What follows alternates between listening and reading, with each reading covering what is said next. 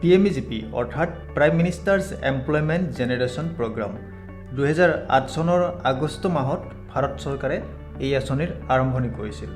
ক্ষুদ্ৰ উদ্যোগ স্থাপনৰ জৰিয়তে কৰ্মসংস্থাপন সৃষ্টি কৰা আছিল ইয়াৰ মূল উদ্দেশ্য। নিবনুৱা যুৱক যুৱতীয়ে যাতে তেওঁলোকৰ নিজৰ ঠাইতে কৰ্মসংস্থাপন লাভ কৰি স্বনিৰ্ভৰশীল হিচাপে জীয়াই থাকিব পাৰে, সেয়া হৈছে এই PMEGP আঁচনিৰ মূল উদ্দেশ্য। এই লোনৰ কাৰণে চৰকাৰৰ ফালৰ পৰা ছাবচিডি পোৱা যায়। নিবনুৱা যুৱক যুৱতীক কৰ্মসংস্থাপনৰ জৰিয়তে আত্মনিৰ্ভৰশীল কৰি তোলাত এই আঁচনিয়ে 2008 চনৰ পৰাই অৰিহণা যোগাই আহিছে আৰু 2026 চনৰ মাৰ্চ মাহলৈকে এই আঁচনি চলি থাকিব। তাৰ পিছতো হয়তো চৰকাৰে এই আঁচনিৰ সময়সীমা বঢ়াই দিব পাৰে। কিন্তু এই আঁচনিৰ অধীনত আবেদন কৰা বহুতো যুৱক যুৱতীৰ লোন বেংকৰ ফালৰ পৰা ৰিজেক্ট হয় আৰু এই লোন ৰিজেক্ট হোৱাৰ কাৰণসমূহ প্ৰায় একেধৰণৰ হয়। আজিৰ ভিডিঅ'ত আলোচনা কৰিম PMEGP লোন ৰিজেক্ট হোৱাৰ প্ৰধান কাৰণসমূহ কি কি। Number 1, project report.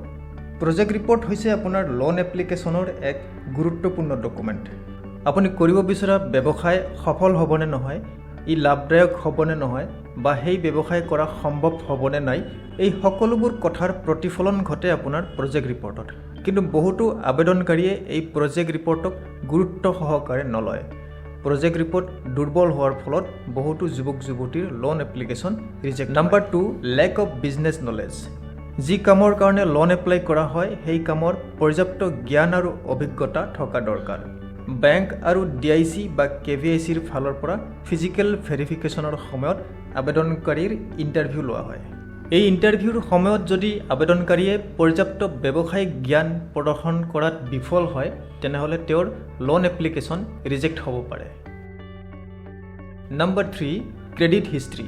ভাল ক্ৰেডিট হিষ্ট্ৰী আৰু ভাল ক্ৰেডিট স্ক'ৰ সকলো লোনৰ কাৰণে দৰকাৰী। PMEGP লোনৰ ক্ষেত্ৰতো বেংকে ক্ৰেডিট ৰিপৰ্ট চেক কৰে। যদি আবেদনকাৰীৰ ক্ৰেডিট স্ক'ৰ কম হয় আৰু ক্ৰেডিট হিষ্ট্ৰী বেয়া হয়, তেনেহ'লে বেংকে PMEGP লোন ৰিজেক্ট কৰে।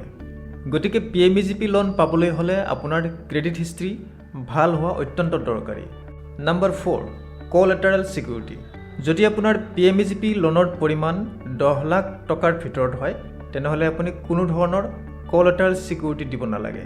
কিন্তু আপোনাৰ লোনৰ পৰিমাণ যদি তাতকৈ অধিক হয়, তেনেহ'লে বেংকে আপোনাৰ পৰা কোলেটাৰেল ছিকিউৰিটি বিচাৰিব পাৰে। কোলেটাৰেল ছিকিউৰিটি হিচাপে আপুনি মাটিৰ কাগজ, ফিক্সড ডিপ'জিট বা LIC পলিচি বেংকত জমা দিব পাৰে। যদি আপুনি কোলেটাৰেল ছিকিউৰিটি দিব নোৱাৰে, তেনেহ'লে আপুনি চৰকাৰৰ CGTMSE গেৰেণ্টি কভাৰেজ ল'ব পাৰে। কিন্তু তাৰ কাৰণে আপুনি বছৰি এনুৱেল গেৰেণ্টি ফি বা AGF দিব লাগিব। লোনৰ পৰিমাণ যিমানে বেছি হ'ব, আপোনাৰ এই এনুৱেল গেৰেণ্টি ফি বা AGFৰ পৰিমাণো বেছি হয়। আপোনাৰ ইনকামৰ তুলনাত যদি এই AGFৰ পৰিমাণ বেছি হয়, তেনেহ'লে বেংকে আপোনাৰ PMEGP লোন ৰিজেক্ট কৰিব পাৰে। এইকেইটা হ'ল PMEGP লোন ৰিজেক্ট হোৱাৰ প্ৰধান কাৰণ। ইয়াৰ বাহিৰেও আন কিছুমান কাৰণ থাকিব পাৰে, যাৰ ফলত আপোনাৰ PMEGP লোন ৰিজেক্ট হ'ব পাৰে। গতিকে লোন এপ্লাই কৰাৰ আগতে বেংক কৰ্তৃপক্ষৰ লগত আলোচনা কৰি পৰামৰ্শ লোৱা ভাল।